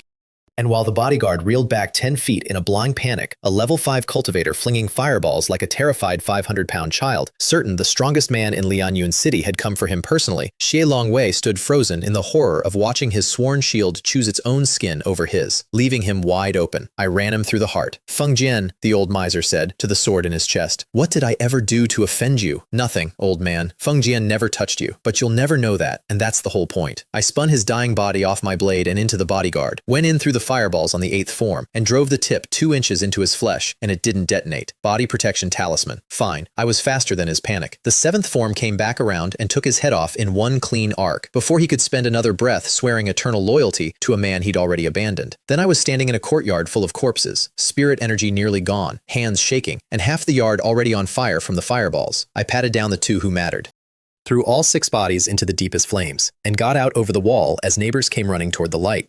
They took one look at the burning courtyard, one look at me coming off the wall, and did not move a single muscle. Smart. I vanished into the alleys, changed my face twice, shredded the plain robe I'd worn over my own, and made it home on one ragged breath before my body gave out entirely. I lay on my bed with my spirit energy scraped to the bottom, and one thought turned over and over. All I want is to quietly cultivate immortality. Why is that so hard? And underneath it, the cold arithmetic. This was not like the butchers, or the robbers, or Ouyang Han. Nobody's who died and left no ripple. Xie Longwei had a reputation, there'd be an investigation, and it would not stop until it hit something. The fire had eaten the evidence, a stroke of terrible luck turned lucky, but a decapitated body under the ash tells anyone who looks that the killing came first. And I'd learned parchment from the man. Sooner or later, if I stayed, some thread would lead back to me. I couldn't stay in Lianyun City. I'd known it since Ouyang Han laughed in that alley. Now it was simply true. 6 days to the caravan. Survive 6 days. Leave, and let the ashes settle behind me. I even had a plan for the 6 days. Tell no one, not even Guo Cheng. Just quietly get ready and slip out. Remember that plan, because the universe had read it, and the universe had notes. In the morning, I finally counted what I'd taken off Xie Longwei's people, and it was the richest haul of my life. 2 Dharma swords I didn't dare keep, too recognizable, so I buried them under my collapsed storeroom for later. A pile of talismans, including body protection and evil suppression ones I'd actually want in a forest. 3 bottles of pills, Xie replenishing, eye clearing, and 1 lone limb regeneration pill. A medicine that could reopen the meridians of a severed limb. Priceless, and nearly impossible to buy. And spirit stones, 7 mid-grade and 433 low-grade, over 1100 low-grade in total. I held a mid-grade spirit stone up to the lamp and breathed on it and polished it on my sleeve like an idiot, because it was the first one I'd ever touched. And money, it turns out, gives you courage in every world there is. I went to the market as a stranger and listened. That's how you learn things in this city without asking. The fire had been enormous, flames to the sky, 2 neighboring houses gone, only stopped by cultivators who could throw water. Xie Longwei was almost certainly dead, the last bodies pulled out charred past recognition. And the city guard would not let it drop, because, surprise, a gambling den was leaning on them, hard. A den Xie Longwei owed a fortune, run by an owner nobody could name and nobody could find. His disciples and his gambling friends were the first hauled in for questioning. All of it pointed vaguely, dangerously, in a direction that could someday brush against me, but it gave me cover too. Half the city had wanted the old miser dead. A man with that many enemies makes a crowded suspect pool, and my cultivation was low and hidden. Nobody suspects the timid parchment kid. Meanwhile, the killer everyone whispered about had used the 7th form, which only Feng Jian knew. I hadn't planted that. It planted itself, and it was the best alibi money couldn't buy. I did check on Sun Kai though, because he was a thread, and threads get pulled. I hung upside down from his eaves in the dark one night and listened until I was certain. Guo was clean. Questioned only because Ouyang Han had been seen at his house. Cleared because he'd been visiting another cultivator that day. Guo even worried aloud to his maid that he hoped his cautious friend Bai Ming wouldn't get dragged into it. I let out a long breath in the dark, because if Sun Kai had been a real risk, I'd have had no choice. And Sun Kai has a 5-year-old daughter who bribes strangers for jerky by shouting her own name at them. I did not want to live in the version of me that solved that problem with a sword. It had a good ending. I was grateful for the good ending. I was collecting them where I could find them. So I spent my 6 days getting ready to vanish. I made Yao Beast jerky by the batch, using 2 lifetimes of cooking and an expert butcher's hands, sun-dried by day, fired by night. Because a caravan takes your fee and takes 0 responsibility for feeding you across 10 days of forest. I bought a battered geography book. The first time in 10 months I'd bothered to learn the world was bigger than this one city, and traced the shape of the Azure Cloud domain, the 2 other loose cultivator cities I might flee to, the mortal kingdoms where a man could sell impossibly good jerky and lie low. I stocked talismans until my sense of security jumped 1000%. I healed my internal injuries by meditation, and I started learning a ranged spell out of the dead bodyguard's manual, a spiritual energy sphere I could someday shape into a blade or an arrow, the one gap in my kit, because more tools is more life. I was days from clean, the road out was mapped, the bags were packed, and then the Azure Cloud sect walked through my city. Pristine white robes, ethereal, untouchable. 9th lady at the front, she glanced at me as she passed, a flicker of half recognition, then nothing. The whole district gaped at them like gods, and that same afternoon, the sky filled with booms. The sect and the demonic cultivators had had another mass battle, hundreds aside, a few dozen miles from the city, forest flattened, blood for miles, wounded carried in all evening. Ninth lady, 17 years old, level 9, gravely wounded again. Carried home to Ning Manor again. That woman collected serious injuries the way I collected spirit stones. None of it was my problem. I told myself that, twice, and packed a little faster. Then, in the dead of night, my bed started shaking. I woke up thinking I was back on a childhood roller coaster, cresting the top of the drop. And it was not a dream. And it was not an earthquake. It was the sound Feng Jian named for me, standing on his own rooftop in the dark, not even turning his head. The roar of Yao beasts, threaded through with the shriek of evil spirits, and by the dim moon I could see them coming. Silhouettes the size of buildings, eyes like red lanterns, some of them towering over the city wall. In more than 100 years, no Yao beast had ever come into Lianyun City. They were coming into Lianyun City now. The demonic cultivators' scheme in the forest had finally done its work, driven the beasts out of the deep, and the whole migrating tide was crossing straight through us. A runner tore down the street screaming it. Multiple second-tier demon beasts. The city guard abandoning resistance. Everyone gather north or south and let them pass. Don't fight, don't loot, or the guard investigates. And that was the right call. There was no Foundation establishment cultivator in the city to stop a second-tier beast. Because a border-crossing tide doesn't hunt you, it just wants through. The beasts weren't even the real danger. The real danger, as Feng Jian said from the roof in a voice gone hollow, "Fellow Taoist Bai, run on your own. All I can do now is protect my granddaughter," was the people. In chaos this total, with the guard collapsing and no one watching, every dark thing a cultivator had ever wanted to do to a neighbor suddenly had permission. I grabbed my packed bags, stuffed jerky on top, and ran. And Feng Yumei's clear voice chased me from the next courtyard. "Fellow Taoist Bai, take care," and I called it back to her and did not stop. Guo Cheng caught me at my gate. "Kid, hide in the sunset forest. And you? Don't worry about this old man. Go." And he was gone into the dark.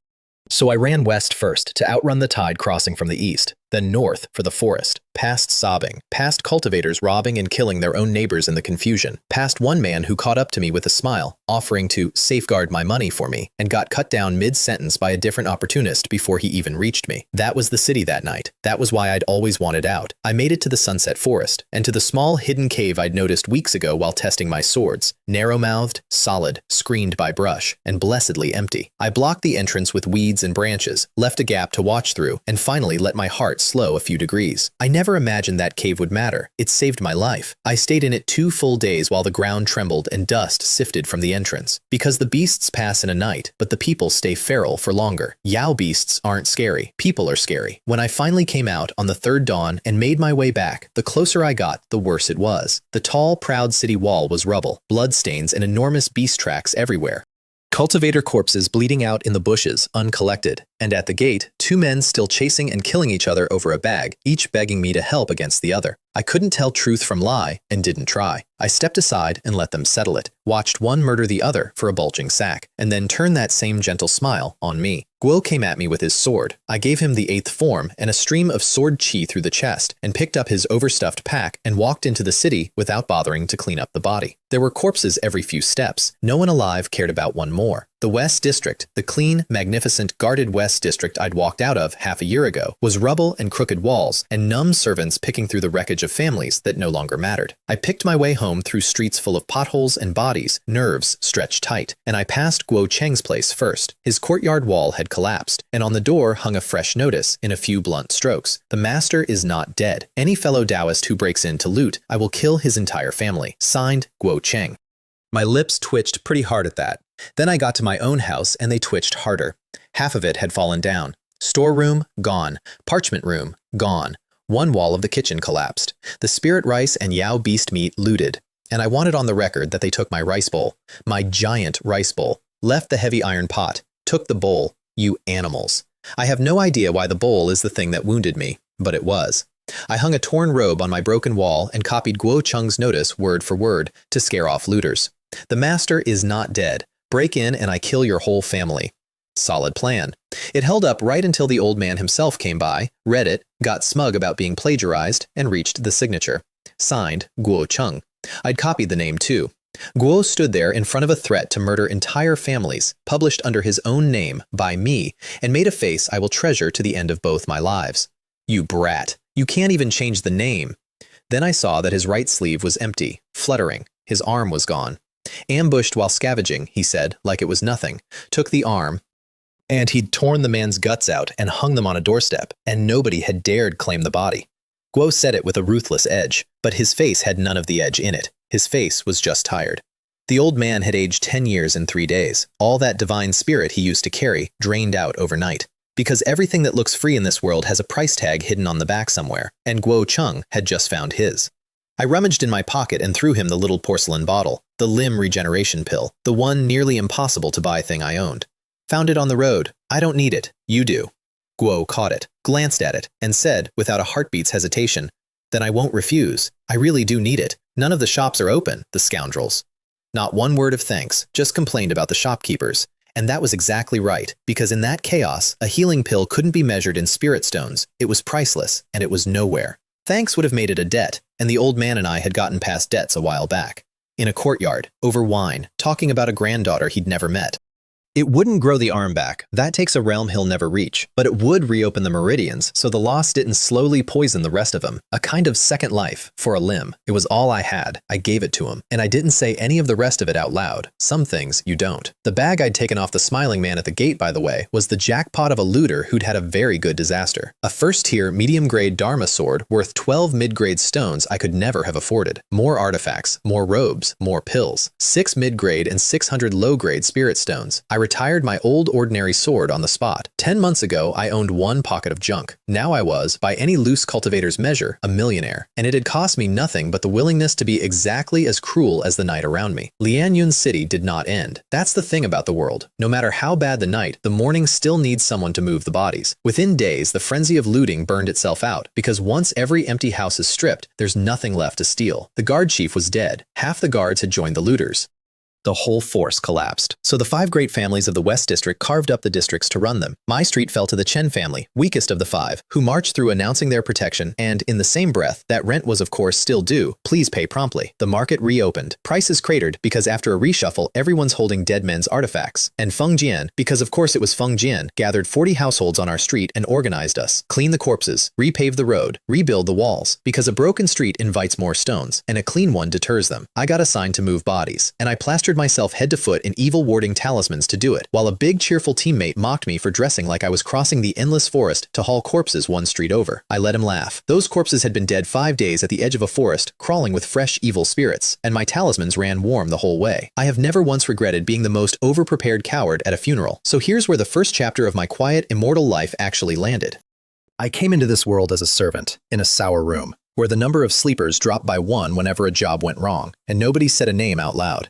10 months later, I owned a millionaire's fortune, a sword that could kill 5 levels above me, a face I could change at will, and a city, my quiet corner, my safe little grind, reduced to rubble and bodies and a rice bowl someone stole out of pure spite. I'd wanted one thing, a corner, a door that shuts, a panel going ding while the world's troubles stayed politely outside. The universe listened, nodded, and bulldozed the corner with a wall of beasts the size of buildings, and I wasn't even clean. Because somewhere out in that forest, a demonic cave master is still alive, the same one whose mark I'd found on a dead miser's leash, the same scheme that had just emptied a tide of monsters onto my street, and he has no idea that a nobody quietly cut one of his threads. The Azure Cloud sect is gone, cut off, no protection coming. The caravan that was supposed to carry me out of all this is somewhere in a forest full of migrating beasts, and might already be a smear on the leaves. And in Lianyun City, whenever anyone speaks in a hush about who burned Shay Longwei alive in his own courtyard, with a sword form only one living man knows, they say a name that isn't mine. They say Feng Jian. I was wearing a legend's name like a borrowed coat, standing in the ashes of my own escape plan, with the one road out of the city buried under a beast tide, and a demonic power I'd already crossed, sitting patient in the dark. And the girl next door, Feng Jian's granddaughter, the one who kept starting to ask me something and stopping, was watching the timid parchment seller come home from a night of fire and slaughter without a scratch on him. Her mouth open around a question she never quite let out. She hadn't figured it out yet, but she was looking. And in this world, being looked at is exactly how the quiet ones stop being quiet. I still just wanted my corner, my door, my little panel going ding. The universe was not done laughing at me, not even close. So let me tell you about the winter the whole world became an island. First though, I went shopping, because a disaster is just a fire sale with worse traffic. Prices had cratered, so I bought a medium-grade robe worth 13 mid-grade stones for 9. 4 magic arrays woven in, gathers spirit energy, controls the wind, protects the body, wards off evil. The wind array alone made my cloud smoke step 30% faster. The body array meant I was walking around in armor. I bought a real artifact toolset for my parchment. I bought 30 bottles of J pills. And then I made the single smartest investment of my new life. I dumped most of my fortune into talismans. Here's the logic, and I'm quite proud of it. If the city stabilized, talismans hold value. If the city got cut off, talismans become gold. Because they're consumed, they're needed against evil spirits, and nobody new can make them fast. Either way, I couldn't lose. Only gamblers dream of buying the bottom and selling the top. I just wanted to eat the middle of the sandwich. Reborn cultivator, brain still full of a market economics elective from a life I'll never get back. I tested the body armor the fun way. I stabbed myself in the leg. Nothing. So I needed a live test, which meant I needed Feng Yu Mei. I called her over. Stab me, hard as you can. Ah? New robe. Protective array. Stab me. She came over, hesitant, and gave me the gentlest little poke I have ever received. Harder, I said. She poked again. Softer, if anything. I told her to put her back into it. Move around. I couldn't even feel it. Was she trying? I'm afraid you'll be in pain, she said. Poke. It took genuine coaching to get this girl to stab a man with any conviction. But eventually she let loose, and I learned exactly how much I could tank. First and second sword forms, no problem. Add a body protection talisman and a 4th level cultivator's full power 5th form, did nothing at all. I stood there in a golden shell of armor thinking one more defensive spell, and nobody in this city can touch me. Then I informed her that her robe seemed to have a protective array too, and asked if I could test that. She fled, lifted her skirt and ran back into her yard. I chuckled. In exchange, I decided I'd secretly give her some pointers on the 5th form someday. She'd been stuck on it for months. No offense to her grandfather, but how could his understanding compare to mine? That girl kept turning up, though. One evening, I grilled fish in the yard, and the smell pulled her out. She wandered over, wandered off, pretending not to care, and then her voice came from the next courtyard, scolding a tiny running figure. Xiaoling, slow down. No, that's fellow Taoist Bai's house. This is mine, you little rascal. And Sun Xiaoling was standing at my gate again. Uncle, I'm Sun Xiaoling. I gave them both fish. Yu Mei tried to be dignified about it. Sun Xiaoling got grease all over her face and stared at mine, plotting how to acquire a second fish through the sheer force of announcing her name. I mourned quietly for Sun Kai, who has to raise this. Then, near the fire, Yu Mei did something that stopped me cold. She pushed a little porcelain bottle at me. A body recovery pill, from the Azure Cloud sect, not sold here, taken from her grandfather's stash without asking. Here, don't misunderstand. I'm lending it to you. She still remembered. That night I'd come home from burning a man alive and nearly collapsed at my own door. She'd seen it. Months ago. And she'd been quietly holding on to a stolen pill for me ever since. I told her I was fine. It was just a scratch from the beast tide. All healed. Keep it. She lowered her head and ate her fish. I filed that away too. Not the way I file threats. A different drawer. I didn't have a name for the drawer yet. I got a new neighbor around then, Shi Ming Yu, a big, boisterous body refiner who'd washed up when his own family manor collapsed. Loud, friendly, muscular, and, this becomes important, a complete coward under the boom of that voice, which made him basically my spiritual twin, except I was honest about it.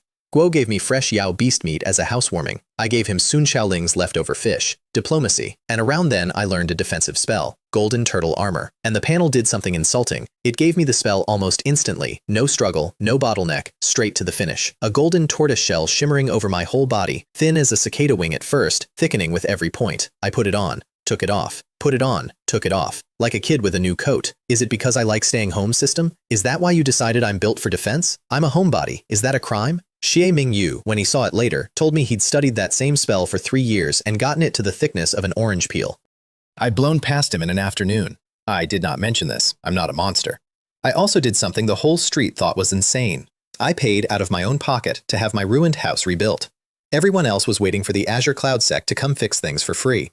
Xie Ming Yu waved it off. The sect will come, why waste the money?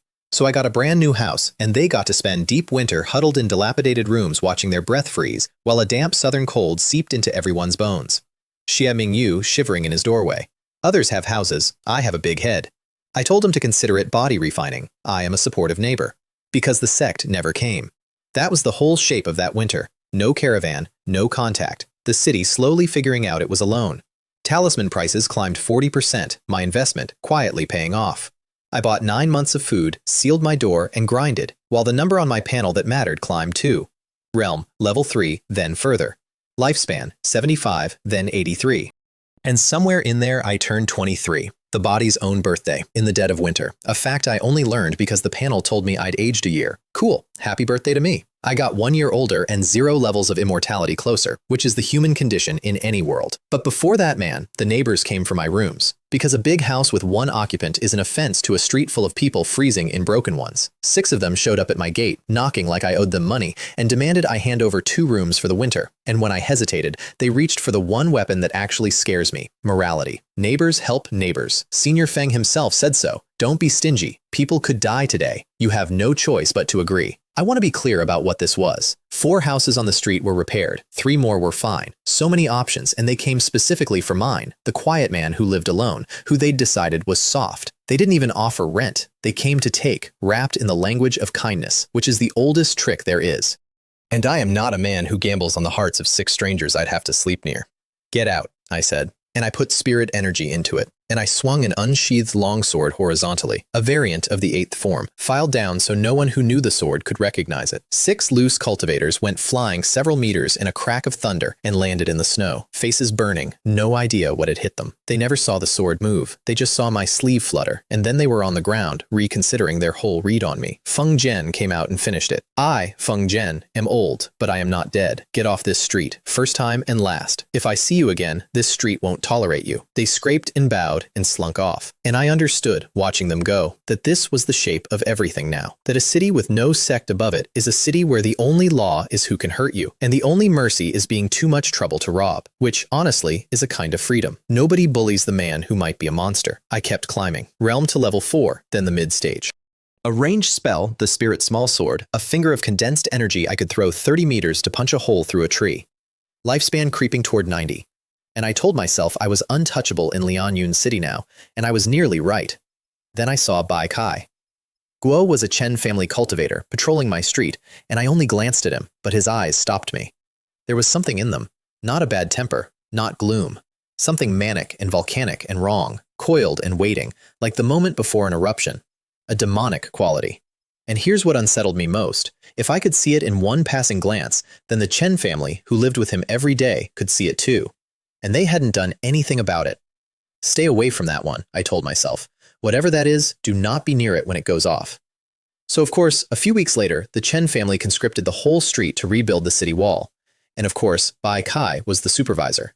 The families had finally accepted the truth nobody would say out loud, that the sect wasn't coming, and a broken wall with beasts in the forest is an invitation. So everyone, rank be damned, got put to work. And I got assigned to haul stone at the foot of the eastern wall, the side that faces the forest. Feng Yumei came with me, her grandfather sent her, because, and I quote, if there's danger, fellow Taoist Bai will notice it first and run away fastest. I did not enjoy hearing my survival instincts described that accurately by a teenager, but I did, immediately and automatically, scout every retreat route out of the worksite. Because he wasn't wrong, that's exactly what I'd do. 2 days of hauling stone passed like screwing bolts on an assembly line. Dull. Safe. Feng Yumei sat near me practicing her forms. Jie Mingyu chatted. A gang leader named Ma Da-ji strutted through and left. I started to believe I'd survive this the boring way and be home by day 3. On the afternoon of day 3, up on the wall, some loose cultivators started needling the Chen family. Why do your people get the easy jobs? Why did Bai Ruolan work one day and vanish? Your old ancestor died at the sect, didn't he? What are you pretending to be? Ordinary grumbling. Nothing. Except Bai Kai was standing right there. And every jab was a log on a fire already burning behind his eyes. Sweat beaded on his forehead. Veins stood up on his arms, and his eyes stopped being eyes. Then he drew his sword and started killing everyone. Guo was level 7, Xie late stage, 30-something, a real prodigy, and he killed indiscriminately. His own family first, anyone close, whoever was nearest. Screaming on the wall, cultivators falling off it. I was at the base hauling stone and heard the commotion and thought, absurdly, beast-tide, but until I saw a figure leap off the wall and come down toward me, and it was him. The heart demon eyes I'd flagged, coming my way. I turned and ran, straight into the wilderness, because I did not know what had set him off, and it did not matter. The only correct move was distance. And then Xie Mingyu, my boisterous body-refining neighbor, did the bravest thing I've ever seen. How dare you! Broad daylight! Take this! Guo leapt into the air, sword out, charging Bai Kai like a hero out of a story. Every loose cultivator watching had the same thought. What a magnificent man. The next second, mid-charge, Xie Mingyu hit the brakes, spun, and sprinted into the crowd. But Bai Kai had noticed him now. A 5-foot sword unleashed a beam of sword light 6 meters long. Shimming Yu, out of room, threw up his golden turtle armor on pure reflex, and the blow blew him 10 meters through the air, ripped a trench in the dirt, killed a bystander outright, and collapsed the half-built wall. Guo landed in the mud, spitting blood, his golden light gone. And then, while I was already running, I glanced back and watched him lift his head, confirm that Bai Kai wasn't looking, and quietly bury his own face in the mud with his hands. Playing dead, in real time. I would have laughed if I hadn't been running for my life at 60 meters a second, because standing that close to Shimming Yu had cost me. Bai Kai's eyes found me next, the running man, always the most interesting prey to a predator, and his face lit up with joy. Trying to escape? Go to hell, all of you. And the enormous sword light came for my back, and Feng Yumei stopped running. This girl, this 16-year-old 4th level greenhouse flower girl, turned around and drew her sword and put herself between me and a level 7 berserker, because in her head, she was the cultivator, and I was the noob who sold parchment. Robes snapping in the wind, a rare, resolute look on that young face. Fellow Taoist Bai, you, go first. Why? Why would you do that? I grabbed her by the back of the collar, hauled her backward like a kitten, and threw up the strongest golden turtle armor I had. The sword light hit it like a mountain. We both staggered. Bai Kai staggered too, blood at the corner of his mouth, and grinned wider, because a berserk cultivator who's found an opponent who can survive him is the happiest thing in the world. I threw her back by her collar again, harder, spirit energy behind it. Go on your own. I can't protect you. And I poured a fistful of CA pills into my mouth without counting and turned to eat the storm. What followed was the longest minute of my second life. Bai Kai swung and swung, and I turtled behind the golden shell and took it, throwing the occasional spirit small sword, only proficient level, so it mostly grazed him and made him happier. My armor could survive one strike from an early foundation establishment cultivator. 1, not 100. And the blows kept coming, faster, fearless, and my level 4 spirit energy started to gutter, and the golden shell started to crack, and I had a choice. I had the last 3 forms of Gentle Breeze 9 swords. My trump. A sword that kills across 4 levels. I could have ended Bai Kai in seconds. I was fully capable of it. But that was exactly what I refused to do. Those 3 forms are the one secret keeping me alive in this city. The moment anyone sees them, I'm not the quiet parchment kid anymore. I'm the thing that burned Xie Long Wei. I'd rather bleed than show that hand. So, I bled. I retreated toward the wall, turtled, and prayed the same prayer I always pray. Hold on. With this much noise, someone comes. Someone always comes. Someone came. Kair, recite the heart-cleansing mantra with your father. Don't lose yourself. An old cultivator dropped out of the sky between us, and I did not wait for an introduction. I peeled off and ran, and a few breaths later I was 300 meters away on the wall, chest heaving, alive, armor smoking. That was close. That was so close. I went straight home and did not look back. And the last thing I heard was a young Chen family woman calling after me, worried. "This fellow Taoist, are you all right?" To the empty air where I'd already vanished.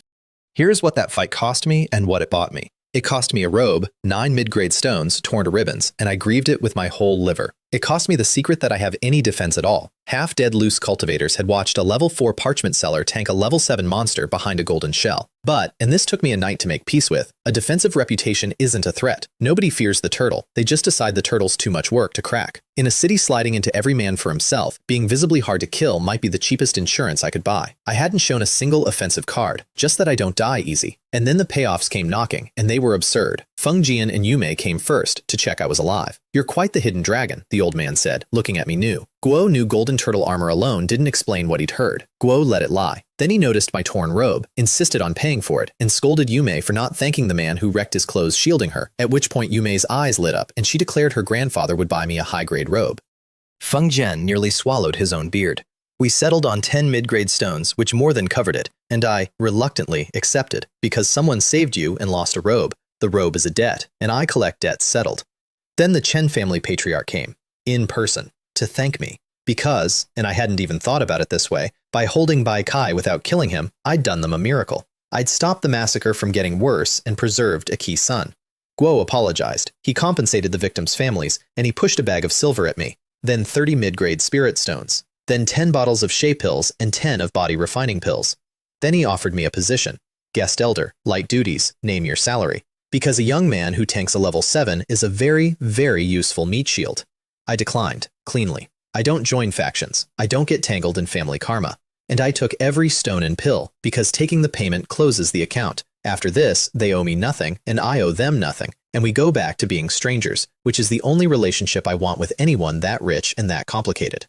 I walked out of that disaster 3,000 low-grade stones richer, having revealed nothing but a turtle shell. It was, financially, the best beating I ever took. But I want to name the thing under the money, because it's the thing that actually mattered. The rot from the forest, the demonic corruption, the heart demons, the cave master's whole patient scheme wasn't out in the trees anymore. It was inside the family that ruled my street. It was wearing the face of the golden boy, and nobody in that family had stopped it before it went off, which meant either they couldn't, or they were feeding it. The monsters weren't at the gates. They were the landlords now, and the one person in this city I'd have talked all this through with was about to tell me he was leaving. Guo Cheng came by at dusk with several jugs of wine and asked, before he'd even sat down, whether there was braised meat. There was. There's always braised meat. Guo had been half recovered for a while now. The arm was still gone, but the limb pill had done its quiet work, and his color was better. On the surface, I'd learned to stop trusting the surface with this man.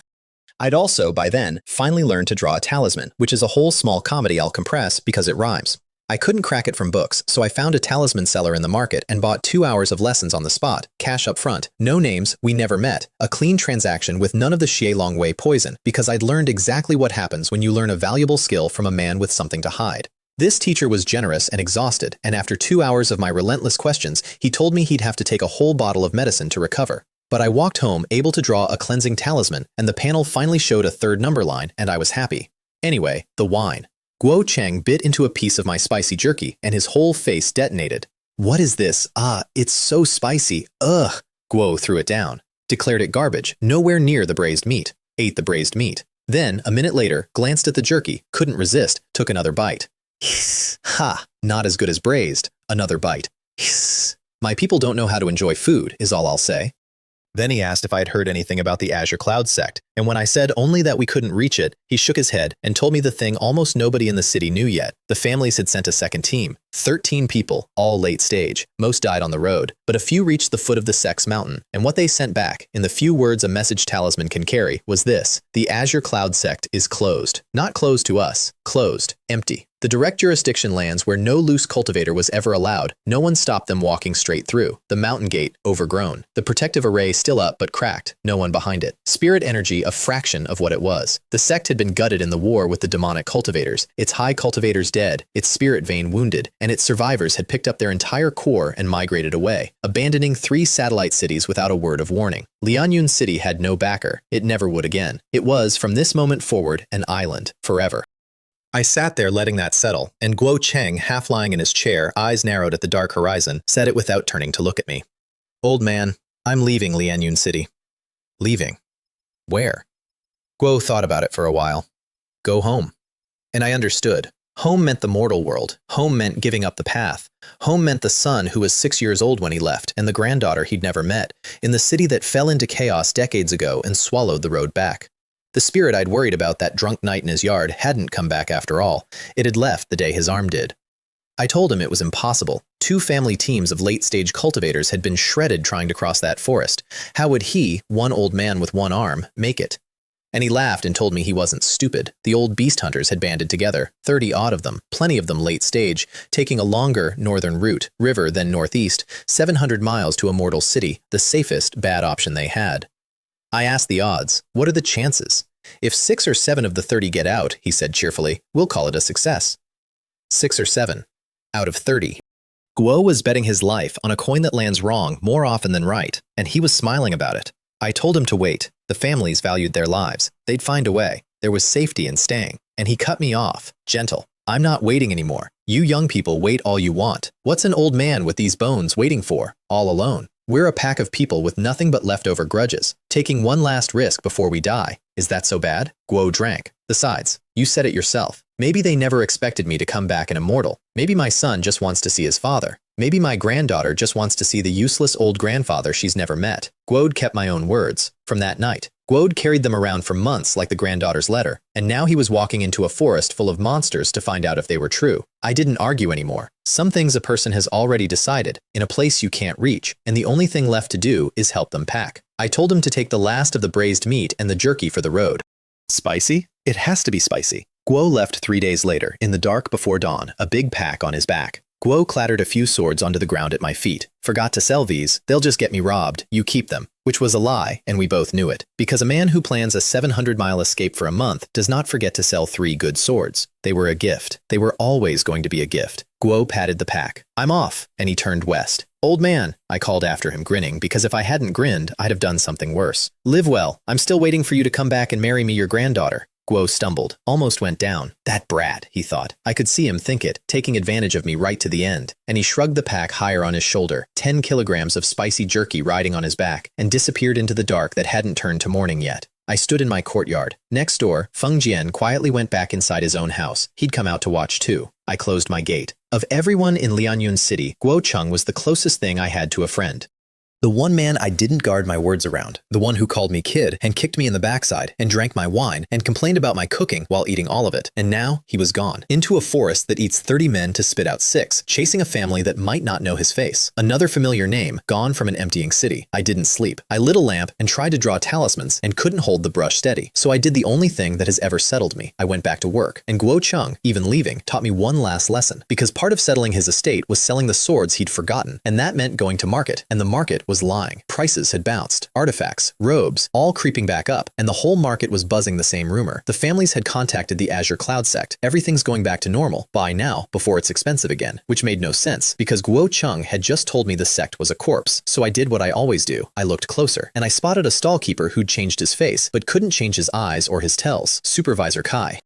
My old supervisor Kai from Ning Manor, selling second-hand artifacts in disguise. And once I saw him, I saw the others. Chen family faces, Ning Manor faces, all wearing borrowed features, all quietly dumping inventory into a bull market they'd invented. The families knew the sect was dead. They were the ones who knew first. And instead of warning anyone, they'd seeded a happy rumor to prop up prices just long enough to offload their own dead men's swords onto hopeful loose cultivators still dreaming of a rescue. The retail investor gets fleeced in every world that has ever existed. It's practically a law of physics. So I fed the fake bull market exactly what it wanted. I changed faces in batches, ran my surplus back and forth all day. 18 long swords, 12 short ones, robes, books, Yume's kind of nobody's swords, and the 3 Guo Cheng left me, and sold every last piece into the lie for a 30% premium the families had built for me for free. Thank you, landlords. I front ran your own con. It's the closest thing to a goodbye gift the old man could have picked, and he didn't even know he'd given it. And I made a decision, sitting there in the lamplight of a city that was now an island. I wasn't going to run. Guo Cheng ran. That was his road. Mine was to dig in. I learned a basic earth spell, a little palm strike that turns packed dirt to loose sand. Quiet, no noise, and I used it to hollow out a hidden basement under my storeroom, 70 square meters, 6 meters down, braced with stone against a Yao beast walking over the top. Ventilation shafts, drainage, and a tunnel creeping 5 miles west toward an overgrown lot with a hidden mouth. A bolt hole, a second way out of a city with no way out. I carried the sand off bag by bag in the dark and poured it into the dead man's houses nobody visits anymore. Because that's who I am. I don't gamble on rescue. I don't gamble on the sect, or the families, or the hearts of my neighbors. I dig a hole under my hole, and I fill my shelves, and I climb my numbers, and I make myself too much trouble to kill. So here's where the year landed, if you're keeping count. I came into this world in a sour room where the sleepers vanished one by one, and nobody said their names. A year later, I had a fortune, a sword that kills across 4 levels, a golden shell nothing in the city could crack, a house with a secret basement and a tunnel to nowhere, and an island. No sect, no caravan, no road out. The demonic rot that started in the deep forest had walked all the way into the family that rules my street and put on a golden boy's face. My one friend was somewhere in 700 miles of monster dark, betting his life on a coin, chasing a granddaughter he'd never seen. And the girl next door, who once tried to shield me with her little sword, who kept a stolen healing pill for me for months, watched the quiet parchment seller tank a level 7 berserker without dying, and looked at me, again, with a question she still hadn't let herself finish asking. I'd wanted a corner, a door that shuts, a panel going ding while the world stayed politely outside. The world was inside now. It was my landlord, my forest, my neighbor's eyes. And the coward who wanted to flee had just dug in for a siege with no end, because there was nowhere left to flee to, and the only immortality on offer was the kind you carve out one number at a time, in the dark, under an island, while you wait to see if 6 of 30 come home. I still just wanted my corner. I was going to have to build it out of everyone I outlived.